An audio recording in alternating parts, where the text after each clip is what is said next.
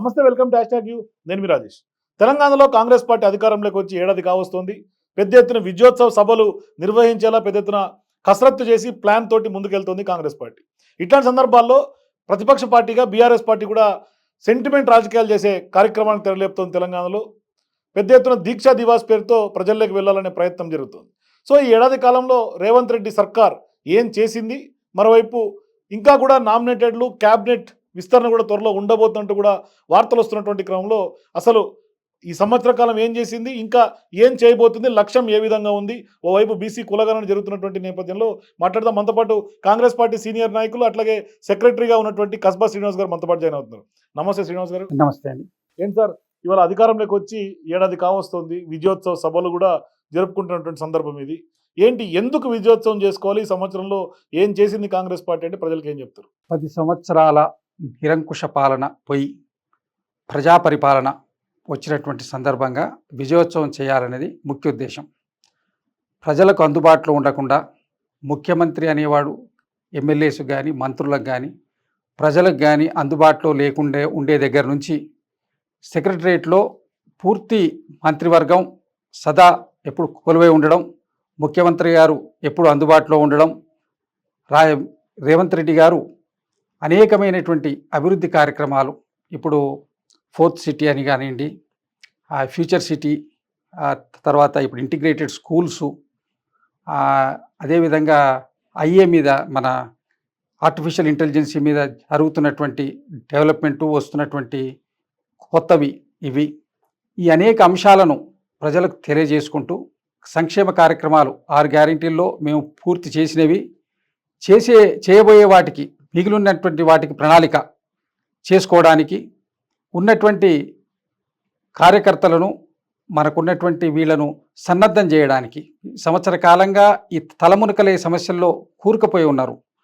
కొద్దిగా పార్టీని క్యాడర్ను అందరినీ కూడా విస్మరించిందనేది రాకుండా వారందరినీ కూడా దీంట్లో భాగస్వాములను చేయాలనేటువంటి ఉద్దేశంతో ఒక విజయోత్సవం, ఒక పండుగ ఎందుకు చేస్తామండి, అందరం ఒక సంతోషంగా అందరం ఒక దగ్గర కలిస్తే యూనిటీ వస్తుంది, వీళ్ళ లోపల ఒక స్పందన వస్తుంది.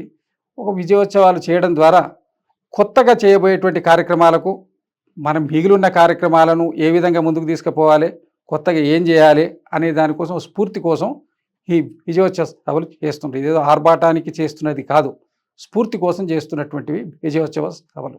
సో ఇప్పుడు విజయోత్సవ సభలు జరుపుతున్నారు. ఆ విజయోత్సవ సభల్లో కూడా చేసింది చెప్పుకోకుండా ఇంకా కూడా ప్రతిపక్ష పార్టీలని, కేటీఆర్ని, కేసీఆర్ని విమర్శలు చేస్తున్నారనే ఒక విమర్శ కూడా వస్తుంది. ఇది ఎంతవరకు యాక్సెప్ట్ చేస్తారు? ఇప్పుడు ప్రతిపక్షము కేటీఆర్ గారు ప్రధానంగా, ఎందుకంటే కేసీఆర్ గారు ఫామ్ హౌస్ నుంచి బయటికి రావట్లేదు, వారి గురించి మనం మాట్లాడాల్సిన అవసరం లేదు, ఎందుకంటే ఆయన ప్రజాక్షేత్రంలో లేనట్టే లెక్క. ఇప్పుడు ప్రస్తుతానికి కేటీఆర్ గారు మాట్లాడుతున్నాం, వారు రోజుకొక విధంగా, నిన్న ముఖ్యమంత్రి గారు రేవంత్ రెడ్డి గారు చెప్పిన సైకోరామని కూడా, అంటే ఆ పరిస్థితి దాకా దిగజారే విధంగా రోజుకు వింత వింతలుగా అధికారం పోయిందన్నటువంటి దాన్ని జీర్ణించుకోలేక వాళ్ళకి నిద్రలు పట్టక తెల్లవారి వరకు ఏదో ప్రెస్ మీట్ పెట్టి తెల్లవారి వరకు ఏదో కొత్తగా సెన్సేషనల్ చేయాలని ప్రజలను కన్ఫ్యూజ్ చేస్తున్నారు. ప్రజలను కన్ఫ్యూజ్ చేసుకుంటూ ప్రతిపక్షం యొక్క ఉద్దేశం అది కాదు. ప్రజాస్వామ్యం అంటేనే ప్రతిపక్షం ఉంటేనే ప్రజాస్వామ్యం. మరి ఆ ప్రజాస్వామ్యంలో ప్రతిపక్ష పాత్ర ఎట్లుండాలి? నిర్మాణాత్మకంగా ఉండాలి. జానారెడ్డి గారు తెలంగాణ రాష్ట్రం ఏర్పడిన తర్వాత ప్రతిపక్ష నాయకులుగా ఉన్నారు. ఎంత నిర్మాణాత్మకంగా మీకు సహకరించారు? ఒక ప్రతిపక్షం అంటే కేవలం విమర్శలు కాదు, పొద్దున్న లేవగానే తిట్టడం ఒకటే కార్యక్రమం కాదు. ప్రతిపక్షం నిర్మాణాత్మకంగా ఉండండి. ఇప్పుడు బీసీ కులగణన జరుగుతుంది, దాని మీద మీరు సరి అయినటువంటి సలహాలు వాటికి కావలసినటువంటి వాటి మీద ఇవ్వండి. అని ఇబ్బంది ఉంటే మీరు చేస్తున్నది ఇది బాగలేదు, ఈ విధంగా చేస్తే బాగుంటుందని సలహాలు ఇవ్వండి, చెప్పండి. కానీ ఎంతసేపటికి మీడియా ముందు, కెమెరాల ముందు, వీటి యూట్యూబ్లు ఛానల్స్ అండ్ టీవీ ఛానల్స్లో వీళ్ళు కనబడి ఎట్లా ప్రెస్ను ఎప్పుడు ప్రెస్ ఐటమ్గా, పేపర్ బ్యానర్ ఐటమ్గా ఉండడానికి ఇస్తున్నారు తప్ప ప్రతిపక్షం అంటే అది కాదు కదా. నిర్మాణాత్మకంగా ఉండండి, చేసే వాటి మీద మీరు అనలిటికల్గా సలహాలు ఇవ్వండి. దాని మీద ఉంటే అవసరం వచ్చినట్టు తీసుకుంటారు. ప్రతిపక్షం చెప్పింది నెగ్లెక్ట్ ఏం చేసేటువంటి ప్రభుత్వం కాదు, ఎందుకంటే ప్రజా ప్రభుత్వం, ప్రజాశ్రేయస్సే ఇక్కడ ఫైనల్గా కావాల్సినటువంటిది. మరి ఆ విధంగా వాళ్ళు చేయట్లేదు కాబట్టి వాళ్ళకు కూడా అదే విధమైన సమాధానం చెప్పాల్సి వస్తుంది. ప్రతిపక్షాలను ఎందుకు విమర్శిస్తున్నాం అంటే వాళ్ళు ప్రతిపక్షంగా వ్యవహరించట్లేదు, విధ్వంసకర శక్తులుగా వ్యవహరిస్తున్నారు. కాబట్టి మరి వారికి అదే విధంగా సమాధానం చెప్పాల్సి వస్తుంది. అంతే తప్ప ప్రతిపక్షాన్ని ఏదో 24 గంటలు అనాలనేటువంటి ఉద్దేశం ఎవరికి లేదు. జనాలు డైవర్ట్ కాకుండా జనాల యొక్క అటెన్షన్ వాళ్ళ మీద వాళ్ళకి చెప్పేటువంటి అంశాల మీద వీళ్ళు ఆకర్షితులై మిస్గైడ్ కాకుండా ఉండడం కోసం ఎప్పటికప్పుడు కౌంటర్ చేయాల్సి వస్తుంది. ముఖ్యమంత్రి గారికి కానీ, మంత్రులకు కానివ్వండి, మా పిసిసి అధ్యక్షుడు మహేష్ కుమార్ గౌడ్ గారికి కానివ్వండి, వీరందరూ కూడా ఎందుకు ఈ పని పెడుతుండ్రంటే వీళ్ళు పుట్టి ఉండకుండా మాకు కొత్త పని పెడుతుండ్రు. మా పని ఇప్పుడు ప్రభుత్వాన్ని పని చేయనీయకుండా వీళ్ళు అడ్డంకులుగా పెడుతుండ్రు. సో ఇప్పుడు ప్రధానంగా 6 గ్యారెంటీల విషయం తీసుకుందాం. మిమ్మల్ని ప్రధానంగా బీఆర్ఎస్ పార్టీ ఫోకస్ చేస్తుంది 6 గ్యారెంటీల అంశంలో. అంటే 6 గ్యారెంటీలు 420 హామీలుగా చెప్తున్నారు. మీరేమో 6 గ్యారెంటీలు ఇప్పటికే చాలా వరకు అంటే చేసేసామని చెప్పే ప్రయత్నం కాంగ్రెస్ పార్టీ చేస్తుంది. సో మీరు ఇచ్చినటువంటి ఫ్రీ బస్సు సక్సెస్ఫుల్గా వెళ్తున్నప్పటికి కూడా చెప్పుకునే పరిస్థితి లేదు. ఇవాళ 6 గ్యారెంటీల్లో పెట్టినటువంటి ప్రధాన అంశం రైతు రుణమాఫీ జరిగింది, ఇంకా కూడా చేస్తామని చెప్తున్నారు. మరొకటి ముఖ్య అంశం తర్వాత ఇవాళ బీసీకి సంబంధించినటువంటి కులగణన. సో కులగణన మీద కూడా ఇవాళ ప్రజల్లో ఒక వ్యతిరేకత నింపేలాగా కొన్ని పార్టీలు ఆ విధంగా పనిచేస్తున్నటువంటి పరిస్థితి. అసలు కులగణనకు సంబంధించి మీరు అంత మంచి కార్యక్రమం, బృహత్తర కార్యక్రమం, దేశంలో ఎవరూ చేయనటువంటి కార్యక్రమం మీరు చేస్తుంటే ఎందుకు ఇవాళ విమర్శలు ఎదుర్కొంటున్నారు? విమర్శ ఎదుర్కోవడానికంటే ఒక కొత్త పని. స్వతంత్రం వచ్చిన తర్వాత రిజర్వేషన్ విధానం ఏర్పడ్డ తర్వాత కులగణన అనేది జరగలేదు. ఫస్ట్ టైం మన తెలంగాణ ప్రభుత్వంలో జరుగుతుంది. దాని మీద వ్యతిరేకతలో అనుకూలతలో వస్తాయి కొన్ని, అంతవరకు దానికి కావలసినటువంటి అవేర్నెస్ జరగలేదు. అవేర్నెస్ చేయడానికి కొంత ప్రయత్నం చేసిన సమయం సరిపడంత లేదు. కారణం ఏంటంటే లోకల్ బాడీ ఎన్నికలు పెట్టాల్సినటువంటి ఆవశ్యకత ఉన్నది. ఎందుకు సెంట్రల్ గ్రాంట్స్ కింద రావాలంటే కంపల్సరీ లోకల్ బాడీస్ ఫామ్ అయి ఉండాలి. వాటి కోసమని కొంత త్వరితగతిగా చేయాల్సి వస్తుంది. చేయాల్సి వస్తున్నటువంటి క్రమం లోపల కులగణనలో కొంత ఏమైనా ఇన్ని ప్రశ్నలు ఎందుకు, ఇవెందుకు, ఇవి మేము ఎందుకు చెప్పాలి అని దాని మీద ఏమైనా ఉంటే ఉండొచ్చు. కొన్ని పూర్తిగా సహేతుకంగా జరుగుతుంది అనడానికి ఉండదు. ఒక ప్రక్రియ జరుగుతున్నప్పుడు అందరికీ ఆమోదయోగ్యంగా ఉండదు, కానీ మెజార్టీ ప్రజలు ఆమోదయోగ్యంగానే ఉన్నారు. బీసీ కులాలకు సంబంధించిన మెజార్టీ ప్రజలు సంతోషంగా ఉన్నారు. చాలా కాలం తర్వాత కొన్ని వర్గాలకే అది పరిమితమైనటువంటి రిజర్వేషన్లు అన్ని వర్గాలకు అందుబాటులో వచ్చేటువంటి పరిస్థితి వస్తుందన్న సంతోషంగా ఉన్నారు. దానికి రిపోర్టు త్వరలో అయిపోతుంది. నిన్నటి వరకు పబ్లిక్ హియరింగ్ కూడా బీసీ కమిషన్ మొత్తం పోయి అన్ని జిల్లాల్లో వినొచ్చిండ్రు. మళ్ళీ ఇక్కడ కూడా ఆఫీస్లో తీసుకుంటున్నారు చైర్మన్ గారు, దాని యొక్క సభ్యులందరూ కూడా. అదంతా అయిన తర్వాత రిపోర్ట్ ఇస్తారు. తర్వాత కాన్స్టిట్యూషనల్ అథెంటికేటెడ్ కమిటీ కావాలని చెప్తే కూడా రిటైర్డ్ ఇస్రా అంత ఐఏఎస్ అధికారిని నియమించిండ్రు. వారు కూడా చేసి దాని తర్వాత రిజర్వేషన్స్ ఏ విధంగా చేయాలనే దాని మీద ఒక నిర్దిష్టమైన ప్రణాళిక వస్తుంది. ఇంత కొత్త కార్యక్రమం అంటే ఇంత స్వతంత్రము వచ్చిన తర్వాత జరగకుండా ఉన్నటువంటి, స్వతంత్రం వచ్చిన తర్వాత జరగనటువంటి ఒక ప్రక్రియ జరుగుతుంటే దాని మీద మంచి సలహాలు ఇవ్వమనండి. అనవసరంగా దాన్ని నెగిటివ్గా తీసుకుపోయే ప్రయత్నం ఎందుకు చేయాలి? మంచి కార్యక్రమం కదా, మంచి కార్యక్రమము అవునా కాదా ప్రజలంతా యాక్సెప్ట్ చేస్తుండ్రు. రాహుల్ గాంధీ గారు చెప్తున్నారు అసలు రిజర్వేషన్లో 50% కట్ ఆఫ్ తీసేసి మేము అధికారంలోకి వస్తే రిజర్వేషన్ పెంచుతాము, బీసీలకు సరి అయినటువంటి న్యాయం చేస్తామని చెప్తున్నారు. మరి ఈ అంశం మీద అందరికీ కూడా అన్ని పార్టీలు, ఏ పార్టీ వ్యతిరేకిస్తుందా? బీఆర్ఎస్ కానీ బీజేపీ కానీ మేము దీనికి వ్యతిరేకమని చెప్పమనండి, కులగణ తప్పని చెప్పమనండి. దాన్ని ఏదో మిస్గైడ్ చేసే ప్రయత్నం మీద మీకు ఇష్టం లేకపోతే మేము వ్యతిరేకిస్తున్నామని చెప్పండి. కులగణన మేము ఒప్పుకోము అని చెప్పమనండి. వాళ్ళ అభిప్రాయం వాళ్ళు చెప్పొచ్చు కదా, మీకు స్వేచ్ఛ ఉంది కదా. అది చెప్పకుండా దాని మీద ఇది అడిగే దాంట్లో ఇది బాగాలేదు అది బాగాలేదు అంటే కూర్చొని మాట్లాడండి. ఇది బాగాలేదు మార్చమనండి, మీకు అవసరమైన ఇన్ఫర్మేషన్ ఇవ్వండి. దాంట్లో ఉన్నది ఏముంది ఇబ్బంది? మంచి కార్యక్రమం కదా. సో ఇప్పుడు మీ ప్రభుత్వం చేస్తున్నటువంటి అనేక కార్యక్రమాల్లో ఈవీ పాలసీ ఒకటి తీసుకొచ్చారు మొన్న. అంతకుముందు రైతు రుణమాఫీ చేసినప్పటికీ రైతు బంధు ఇవ్వలేదనే అంశం మీద కూడా కొంత రైతుల్లో ఒక రకమైనటువంటి వ్యతిరేకత నింపే ప్రయత్నం జరుగుతుంది. ఇప్పుడు ఏంటంటే రైతులను ఏదైతే కేసీఆర్ రైతు బంధు ఇచ్చినా కూడా అనేక ధరణి చేయబట్టి అనేక అంశాల్లో రైతులు ఇబ్బంది పడి ఆ కేసీఆర్ గారి యొక్క ప్రభుత్వాన్ని వద్దని వాళ్ళు తిరస్కరించారు. అయితే ఆ రైతులను ఏదో విధంగా మెప్పు పొందడం కోసం 18,000 కోట్ల రూపాయల రుణమాఫీ అనేది దేశంలో ఎక్కడైనా జరిగిందా? ప్రప్రథమంగా తెలంగాణ రాష్ట్రంలో జరిగింది. ఇంకా ఇవ్వాల్సి ఉండొచ్చు, కాదని అనట్లేదు, ఇవ్వమని కూడా అంటలేరు.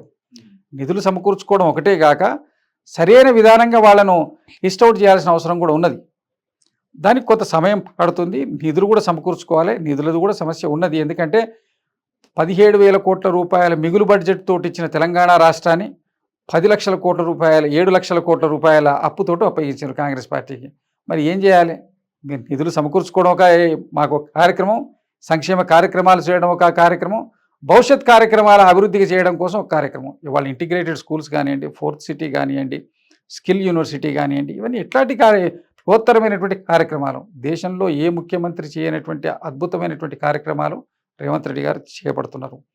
అదేవిధంగా పిసిసి అధ్యక్షులైన తర్వాత మహేష్ కుమార్ గౌడ్ గారు కూడా ఒక నిర్మాణాత్మకంగా మంత్రులందరూ గాంధీ భవన్కి వచ్చి కార్యకర్తలకు ప్రజలకు అందుబాటులో ఉండాలి, అందరు సెక్రటరేట్ రాలేకపోతుండంటే వారానికి 2 మంత్రులు వస్తున్నారు. ముఖ్యమంత్రి గారు కూడా త్వరలోనే వస్తారని చెప్పి ప్రకటించారు.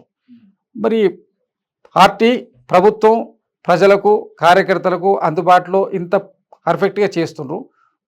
అన్నీ ఒకటేసారి అవ్వవు కదండి. ఒక సంవత్సరంలో 10 సంవత్సరాలు జరిగిన విధ్వంసం ఒక సంవత్సరంలో దాన్ని సరిచేయడం వీలు కాదు కదా. కానీ ఇప్పుడు మీరు అన్నట్టుగా కార్యకర్తలు కానీ లేదంటే పార్టీ కోసం మంత్రులు వస్తున్నారు, ముఖ్యమంత్రి వస్తున్నారు. కానీ పార్టీలో కూడా ఏడాది కాలంలో ఈ ఏడాదిలో ఇంకా కూడా కార్యకర్తల్లో కొంత రకమైనటువంటి ఒక ఆందోళన, నైరాశ్యం కనిపిస్తుంది. ఎందుకంటే మేము ఏదో ఊహించాం కానీ ఏం అవ్వలేదు, మాకు అవకాశాలు రావట్లేదు, నామినేటెడ్ పదవుల్లో మాకు కీలకంగా ఉంటామని అనుకున్నాం కానీ రాలేదు, స్థానిక సంస్థల్లో మాకు అవకాశాలు వస్తాయని ఎక్స్పెక్టేషన్స్తో ఇంకా కూడా చాలా క్రియాశీలకంగా పనిచేస్తున్నటువంటి వాళ్ళు చాలామంది ఉన్నారు. వీటన్నిటికి ఎట్లా అడ్రస్ చేయబోతుంది కాంగ్రెస్ పార్టీ? ఇప్పుడు ఈ విజయోత్సవాల యొక్క ఆంతర్యం కూడా అదే. ఎందుకంటే ఇప్పుడు ఉన్నటువంటి కాస్త కొంచెం 10 సంవత్సరాల తర్వాత అధికారం వచ్చే వరకు ఎక్స్పెక్టేషన్స్ ఎక్కువ ఉన్నాయి. ఎక్స్పెక్టేషన్స్ అందరూ ఫుల్ఫిల్ కావు. కొంతమందికి అవుతాయి, కొంతమందికి కావు. కొంతమందికి నామినేటెడ్ పదవులు అవుతాయి, స్థానికంగా ఉన్న నామినేటెడ్ పదవులు, రాష్ట్ర స్థాయిలో ఉన్న నామినేటెడ్ పదవులు, అదేవిధంగా పార్టీ ఆర్గనైజేషన్లో కూడా ముఖ్యమైన పదవులు ఉంటాయి. ఆ ముఖ్యమైన పదవులు రాష్ట్ర స్థాయిలో కావచ్చు, జిల్లా స్థాయిలో కావచ్చు, అవన్నీ కూడా వ్యవస్థ ఇవన్నీ ఫుల్ఫిల్ అవుతే కొంతవరకు ఇవన్నీ తగ్గిపోతాయి. ఎందుకంటే మేము అధికారం వచ్చింది కానీ మాకేం రాలేదన్నటువంటిది సహజంగా ఉంటుంది. దానికి చేయడానికి ఇప్పుడు కార్యాచరణ కూడా ముఖ్యమంత్రి గారు ఢిల్లీకి వెళ్ళి మొదలుపెట్టారు. క్యాబినెట్ విస్తరణ తర్వాత ఈ కార్యక్రమాలని జరుగుతాయి. త్వరలో సమయం అనేది మనం నిర్దిష్టంగా వాళ్ళు ఉన్నవాళ్ళు చెప్పాలి. వీలైనంత త్వరగా ఆ కార్యక్రమాలు కూడా పూర్తి అవుతాయి. పూర్తిగా ఉన్నటువంటి అంత క్యాడర్ను కూడా అమేకం చేసి మళ్ళీ అందరినీ ఒక ఘాటి మీదకి తెచ్చేటువంటి ప్రయత్నం ఆయన పిసిసి అధ్యక్షుల వారు మహేష్ కుమార్ గౌడ్ గారు అయిన తర్వాత, ఎందుకంటే ఆయన పూర్తి ఆర్గనైజేషన్ నుంచి వచ్చినటువంటి వ్యక్తి కాబట్టి ప్రతి కార్యకర్తతోటి అతను అందరితోటి సంబంధాల్లో ఉంటాడు, ఫోన్లో అందరికీ అందుబాటులో ఉంటారు. కాబట్టి ఆర్గనైజేషన్ మంచి గాడిలో పెట్టే ప్రయత్నం గత 2-3 నెలలుగా బాగా జరుగుతుంది. దాన్ని స్ట్రీమ్ లైన్ అవుతుంది, త్వరలోనే స్ట్రీమ్ లైన్ అవుతుంది. దానికి గవర్నమెంట్ తోటి కూడా అనుసంధానం చేసి అందరినీ మళ్ళీ ఒక అంటే ఇప్పటిదాకా ఏమైనా గ్యాప్ ఉండిందా? గ్యాప్ అనేది ఏం లేదు. బట్ కాకపోతే మీరు అన్నారు కదా నైరాశ్యం ఉందని ఉండొచ్చు దాంట్లో. ఎందుకంటే అయ్యో మనం పట్టించుకుంటలేరు, వీళ్ళు సమస్యల్లో ఉన్నారు. అధికారంలోకి వచ్చినటువంటి మంత్రులు కానివ్వండి, ఎమ్మెల్యేలు కానివ్వండి, ఇమీడియట్ ఛాలెంజెస్ ముందు ఉన్నాయి. వాటికి ప్రయారిటీ ఇవ్వడంతో క్యాడర్ పట్టించుకుంటలేరని కొద్దిగా ఇబ్బంది పడి ఉండొచ్చు. ఇప్పుడు అవన్నీ దాన్ని కోఆర్డినేట్ చేస్తున్నారు పిసిసి అధ్యక్షుల వారు. ఆర్నిషాలు కష్టపడి దాన్ని కోఆర్డినేట్ చేసి దాన్ని సమన్వయం చేసే ప్రయత్నంలో భాగంగా మొన్న గాంధీభవన్లో మీటింగ్ కూడా జరిగింది, విస్తృత స్థాయి సమావేశం. మళ్ళీ అందరి కోఆర్డినేటర్స్ వేసిండ్రు అన్ని కాన్స్టిట్యున్సీలకు, మమ్మల్ని కూడా కాన్స్టిట్యున్సీకి వేసిండ్రు. వెళ్ళి మేము అక్కడంతా కోఆర్డినేట్ చేయడం, ఎమ్మెల్యేస్కు అక్కడ ఉన్నటువంటి గ్యాప్ను అని ఇబ్బందులు ఉంటే మాట్లాడడం చేయడం అని చేయాలి. విజయోత్సవ సభలు విజయవంతం చేయాలి. సంవత్సర పరిపాలనను మన విజయవంతమైనటువంటి పరిపాలన మనం చేసిన పనులు ఇప్పుడు చేయనివి ఏమున్నాయి ఒప్పుకుంటూ చేసే పనులు ఇట్లా చేసినాం. భవిష్యత్ కార్యక్రమాలు ఇందిరమ్మ ఇండ్లు 3,000, 3,500 ఇండ్లు ప్రతి కాన్స్టిట్యున్సీకి ఇస్తామని చెప్తుండ్రు. వాటి మీద కూడా క్లారిటీ వచ్చింది. 18,000 కోట్ల రూపాయలు రుణమాఫీ, ఆరోగ్యశ్రీ 10,000 పెంచిండ్రు, ఉచిత విద్యుత్తు ఇంటికి 200 యూనిట్ల వరకు, ఇది గ్యాస్ సిలిండరు, ఇవన్నీ ఇచ్చినాయి కదండి. ఇవ్వకుండా అబద్ధాలు చెప్తుంది ఏంది? డబుల్ బెడ్రూమ్ ఇల్లు ఇస్తా అని 10 సంవత్సరాలైనా ఇవ్వకపోతే వాళ్లకు అసలు మమ్మల్ని ప్రశ్నించే హక్కు ఉందా? కేటీఆర్ గారు తన ఆత్మావలోకనం చేసుకోవాలి. 10 సంవత్సరాలు డబుల్ బెడ్రూమ్ ఇల్లు కడతామని 5 సంవత్సరాలు కట్టలేదు, మళ్ళీ 5 సంవత్సరాలు కట్టే వరకు పంచలేదు. వాళ్ళకు కాంగ్రెస్ పార్టీని ప్రశ్నించే హక్కు ఉందా అండి? అసలు కేటీఆర్ గారు అసలు ఏమని మాట్లాడుతారు? ఒక సంవత్సర కాలం కూడా ఓపిక పట్టలేరా మాట్లాడకుండా?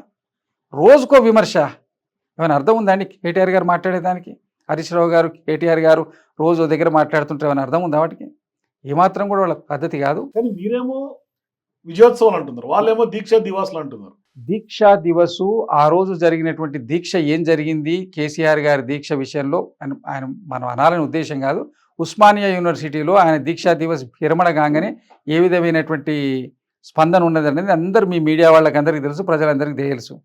ఆ దీక్షా దివస్ చేసుకోవడానికి వాళ్ళ విజ్ఞతకే వదిలేస్తున్నాం. అది చనిపోయి ఇంతమంది ప్రాణత్యాగం చేసినటువంటి వాళ్ళని వదిలిపెట్టి ఆయన ఒక్క దీక్షా దివస్ చేస్తేనే వచ్చిందని చెప్పుకోవడమే తప్పు. సోనియా గాంధీ గారు ఒక మాతృ హృదయంతో ఇంతమంది పిల్లలు చనిపోతున్నారని ఆమె పార్లమెంట్లో అతి కఠినంగా బిల్లు ప్రవేశపెట్టి ఆంధ్రాలో మొత్తం పోయినా కూడా, ఆంధ్రాలో టోటల్గా కాంగ్రెస్ పార్టీ విధ్వంసం అయిపోయినా కూడా తెలంగాణలో ఇచ్చింది.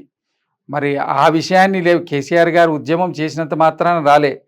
సోనియా గాంధీ గారు ఆమె మాట ఇచ్చినా ఇవ్వాలి, ఇంతమంది పిల్లలు చనిపోతున్నారు అని ఒక మాతృ హృదయంతో సోనియా గాంధీ గారు చేసినటువంటి దానివల్ల వచ్చినటువంటి తెలంగాణ. వాళ్ళు దీక్షా దివస్ చేసుకొని వాళ్ళు చెప్పుకోవడానికి ఏమి లేదు కాబట్టి చెప్పుకోవడానికి దీక్షా దివస్ అని చెప్పుకుంటున్నారు. చనిపోయిన వాళ్లకు శ్రీకాంతాచారి గారి వర్ధంతో మిగిలిన చనిపోయినటువంటి అమరవీరుల యొక్క వాళ్ళది చేసిన అందం ఉంటుంది. దీక్షా దివస్ చేయడం అనేది వాళ్ళకు ఇప్పుడు చేయడం అనవసరం. 10 సంవత్సరాల వాళ్ళ అధికారం అనుభవించి ఇప్పుడు ఇంకా దీక్షా దివస్ ఎందుకు చేస్తున్నారో వాళ్ళకి అర్థం కావాలి. తెలంగాణ సెంటిమెంట్ ఏమన్నా మరొకసారి రెచ్చగొట్టే ప్రయత్నం జరుగుతుంది తెలంగాణలో ఏమన్నా? తెలంగాణ రాష్ట్రం ఏర్పడిన తర్వాత తెలంగాణ సెంటిమెంట్ ఏముంటుందండి? అభివృద్ధి తప్ప.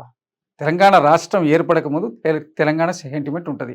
తెలంగాణ రాష్ట్రం ఏర్పడిన తర్వాత ఇక్కడ ఉన్నటువంటి ఆంధ్ర వాళ్ళని మళ్ళీ వెళ్ళగొట్టాలనేటువంటి ఏమైనా కార్యక్రమం ఏమైనా వాళ్ళు చేసే ఉద్దేశం ఉందేమో తెలియదు, కానీ వాళ్ళ 10 ఏళ్ల పరిపాలన వాళ్ళే చేయలేదు. ఇప్పుడు ఇంకేం చేస్తారు వాళ్ళు? తెలంగాణ రాష్ట్రం ఏర్పడ్డ తర్వాత తెలంగాణ సెంటిమెంట్ ఏముంటుంది ఇంకా దాంట్లో? ఆయన పార్టీ పేరే తీసేసే తెలంగాణ అన్నది ఆయనే ఒప్పుకున్నాడు. తెలంగాణ సెంటిమెంట్ లేదని దాన్ని బీఆర్ఎస్ అని పెట్టుకుంటు కదా, భారతీయ రాష్ట్ర సమితి కింద మార్చుకున్నారంటే తెలంగాణ సెంటిమెంట్ లేదని ఆయనే దాన్ని ఒప్పుకొని పార్టీ మార్చుకున్నాడు. ఇంకా తెలంగాణ సెంటిమెంట్ ఎక్కడి నుంచి వస్తుందండి? దేనికోసం వస్తుంది? ఇప్పుడు వేరే వాళ్ళకు ఇక్కడ ఉద్యోగాల అవకాశాలు ఇస్తున్నాయి, ఇంకా దేనికోసం అని వస్తుంది? ఇక్కడ తెలంగాణ రాష్ట్రం ఏర్పడిపోయింది, ఇప్పుడు కావాల్సిన అభివృద్ధి కావాలి, సంక్షేమం కావాలి. దీంతో ఏం పనండి? హర్యానాలో ఓడిపోయిన తర్వాత, మహారాష్ట్రలో ఓడిపోయిన తర్వాత ఇవాళ రేవంత్ ఎక్కడ తిరిగితే అక్కడంతా కూడా ఓడిపోయినరు, ఫెయిల్యూర్ అనే ముద్ర మీకు అంటగట్టే ప్రయత్నం జరుగుతుంది. దానికి మీరేం చెప్తారు? వీళ్ళు ఇప్పుడు ఓడిపోయిన తర్వాత ఏదో ఒకటి చెప్పుకోవడానికి చెప్పే మాటే తప్ప, ఇప్పుడు అది తెలంగాణ ముఖ్యమంత్రి పోవడం వల్ల గెలిచినా అక్కడ ఉన్నటువంటి పరిస్థితులే కారణం.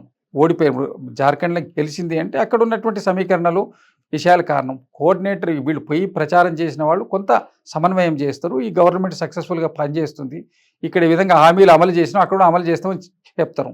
మహారాష్ట్ర ఓటమికి కారణం ఇక్కడి వాళ్ళది కాదండి, అక్కడ ఉన్నటువంటి అలయన్స్లో ఉన్న ఓటు సింక్రనైజ్ కాలేదు. ఎందుకు కాలేదంటే శివసేన అభ్యర్థి ఉన్న దగ్గర కాంగ్రెస్ వాళ్ళు ఓటు వేసిండేమో, కానీ కాంగ్రెస్ అభ్యర్థి ఉన్న దగ్గర శివసేనకు సంబంధించిన అలయన్స్ పార్టీ వాళ్ళు ఓటు వేయలేదు, బీజేపీ అదర్ అలయన్స్లకే వేసిండ్రు అనేది ఓపెన్గా చెప్తున్నారు. ఓటు అక్కడ సింక్రనైజ్ కాలేదు అంటే అలయన్స్ అనేది అక్కడ సెట్ కాలేదు. ఎన్సీపీ మధ్య కానీ శివసేన మధ్య కానీ కొత్తది. పార్లమెంటు ఎన్నికల్లో మోడీకి వ్యతిరేకంగా వేయాలన్న ఒక అంశం మీద వేసిండ్రు, కానీ అదే అసెంబ్లీకి వచ్చే వరకు కాస్త లోకల్ ఈక్వేషన్స్ మారినాయి. అక్కడ ఎమ్మెల్యే క్యాండిడేట్స్ ఆ క్యాడర్ మధ్య సరైనటువంటి సంపర్క జరగలేదు, దానివల్ల ఓడిపోయిందే తప్ప అక్కడ ఈ తెలంగాణ ముఖ్యమంత్రి పోయి చెప్పడం వల్ల ఓడిపోయిందనేది చాలా అర్థం లేనటువంటి ఆరోపణ అది. సో ఇప్పుడు మీరు సంవత్సర కాలం పూర్తి చేసుకొని ఇంకా 4 ఏళ్ల పాటు అనేక ఛాలెంజ్లు మీ ముందున్నటువంటి పరిస్థితి. సో ఆ లక్ష్యాలను చివరిగా మీరు చేరుకోవాలంటే మీ ప్రణాళికలు ఎట్లా రూపొందిస్తారు? మీ పార్టీ తరఫున కానీ లేకుంటే ప్రభుత్వ పరంగా కానీ ఏ విధంగా రూపొందిస్తారనేది మన ముఖ్యమంత్రి గారు ఎప్పటికప్పుడు చెప్తూనే ఉన్నారు. ప్రధానంగా మేనిఫెస్టోలో ఏదైతే అంశాలు పెట్టినరో అవి పూర్తిగా అమలు చేయడం ఫస్ట్ ప్రయారిటీ. సెకండ్ ప్రయారిటీ ఇప్పుడు వాళ్ళు 4 సిటీ, ఇప్పుడు మన ఫ్యూచర్ సిటీ ఏదైతే ప్లాన్ చేస్తున్నారో అది కానివ్వండి, ఇప్పుడు మన ఇంటిగ్రేటెడ్ స్కూల్స్ కానివ్వండి, అదేవిధంగా ఇప్పుడు మూసీ సంబంధించినటువంటి మూసీ నదిని మూసీ పునర్జీవ కార్యక్రమం అండ్ హైడ్రాది కూడా ఏదైతే చెరువులు కుంటలు కబ్జా లేనియో వాటి మీద నిర్దిష్టంగా చేసి ఒక నిర్దిష్టమైన ప్రణాళికతోటి కొంత ఇబ్బందులు జరిగినా కఠినంగా అమలుపరిచి ఒక భవిష్యత్తు అనేది ఒక సుందరమైన భవిష్యత్తు తెలంగాణను ఒక హైదరాబాద్ను తెలంగాణను ఒక అద్భుతమైనటువంటి రాష్ట్రంగా రూపొందించడానికే భవిష్యత్ ప్రణాళికలని జరుగుతున్నాయి. మూసి పునర్జీవం కానివ్వండి, ఈ చెరువులు కుంటల పునరుద్ధరణ కానివ్వండి, మన ఫ్యూచర్ సిటీ కానివ్వండి, తర్వాత ఇప్పుడు జరుగుతుంది స్కిల్ యూనివర్సిటీ, మన integrated schools. So skill university అంటే గుర్తొచ్చింది. అదాని వ్యవహారంలో ప్రధానంగా ఇవాళ ఆరోపణలు ఎదుర్కొంటాం. స్కిల్ యూనివర్సిటీకి సంబంధించినటువంటి